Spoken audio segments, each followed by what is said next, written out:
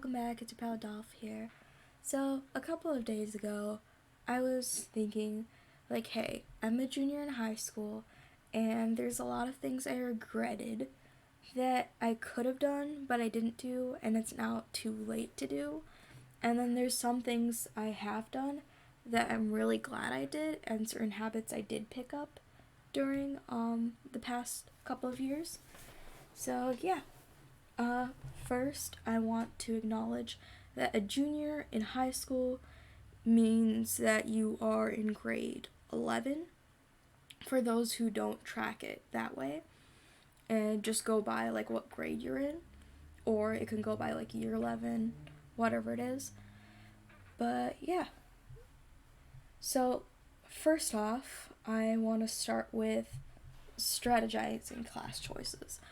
Personally, no one actually told me that you can just kind of pick whatever class you want, in a sense. I mean, yes, here you can pick whatever class you want, but obviously some schools and stuff have prerequisites, which means you have to do specific classes before other classes.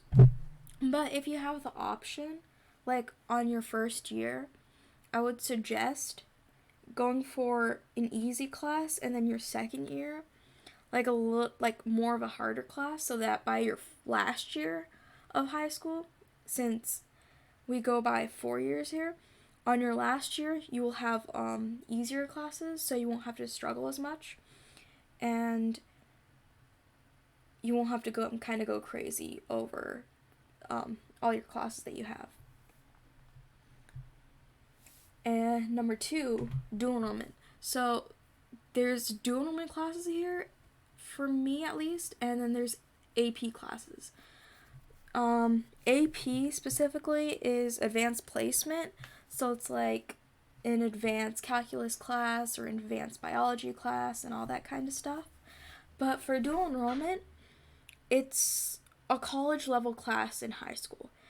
Depending on where you are, if you're here in the US at least, depending what your school is, if you just check your high school's website, you might find that they offer dual enrollment classes. For me personally, they offered them, I think, starting for juniors and then seniors, but they didn't allow sophomores, which is the second years, to have it, or the first years. But I think, depending, if you talk to someone, they might be able to let you in. You just need to ask, I think. But they might also not. So, never hurts to ask if you're really interested. So here, for AP classes, you actually have to pass an exam to get a college credit, but it's not really much compared to dual enrollment. You kind of just have to weigh which one gives you more credits. For dual enrollment, the one that I'm doing right now, all you need to do is have a C and above, and you get college credits. So I'm actually currently taking 2 dual enrollment classes inside my school, and they're basically semester based for me. And my history dual enrollment class is worth, I believe, 3 credits per semester, and this is a 2-semester course.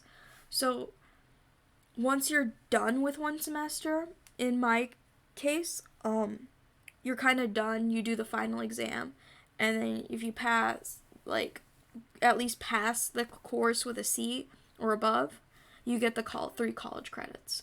The same thing goes for the second semester. So, first semester, you learn stuff, you pass the final semester exam, you're done, you get to the second course if the teacher thinks you are okay in that class.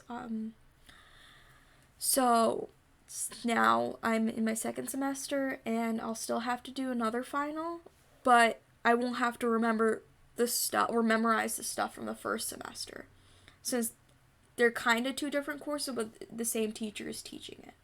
But other courses they teach all year round, or it might be 2 years, but you'll still get credits per year or semester.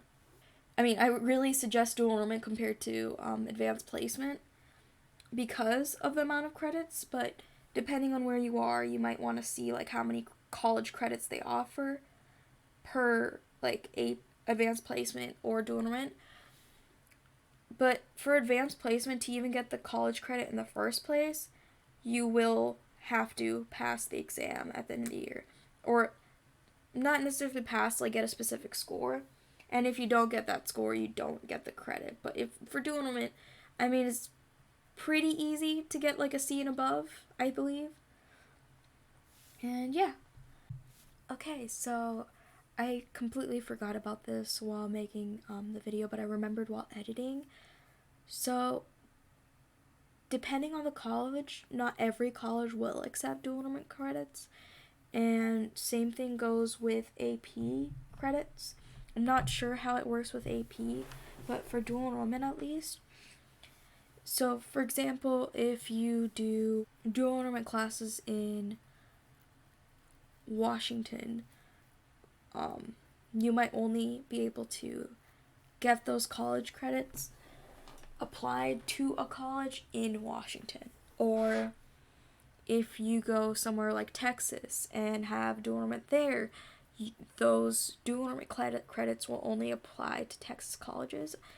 But it never hurts to see whichever college you're interested in going and see if they accept dual enrollment credits. They might. Or they might have a different policy for that. But it never hurts checking, and whether you go in-state or out-of-state, wherever you are, it never hurts to have a little bit of a harder class, because I believe colleges do look at that. But you can do this research on your own, and depending on how you feel, you can take these classes. It is a commitment. It is quite fast-paced, but I personally think it's worth it. So, another thing is how to keep track of stuff. Personally, I set a lot of reminders on my phone, so as soon as like the teacher says something, I try to write it down on my phone. I use the reminders app, and since I kind of look at my phone a lot, I made my wallpaper have all my reminders, or some of my reminders there, so I can be like, oh, okay, I have history homework that's due on Tuesday, or I have math homework due on Wednesday. The fear of being wrong or looking stupid. Yes, I don't think that you can really be wrong or look stupid. At least you're trying to put effort in, and if you're wrong, that's okay. I mean, everyone makes mistakes, but you're not looking stupid. At least you're trying to put effort in. And don't be afraid to ask your teacher questions. And if your teacher seems to be kind of mean, Google is your best friend. Like, you can ask Google almost anything, and they might be able to answer. I mean, don't cheat, but, you know, you can look up almost anything and everything. And don't forget to, like, make friends in almost each class so you can ask them questions. And maybe have study sessions to help you study. And yeah. So a couple more stuff I want to go over though. Specifically, if you're in middle school, some middle schools actually offer classes that will kind of follow you throughout high school. So like AP classes or like advanced classes and stuff. So if you take those, in some cases, those will actually give you high school credits. And if you get those high school credits, then you won't have to do so-and-so class in high school. And then you can kind of have a couple more free classes, if that's the case for you. Or you can just do more stuff that you really want to do. But yeah, I think that is it. If you guys have anything else you want to know, any more questions, please let me know down in the comments. And I hope this helps some of you guys. And I'll see you later. Bye, guys.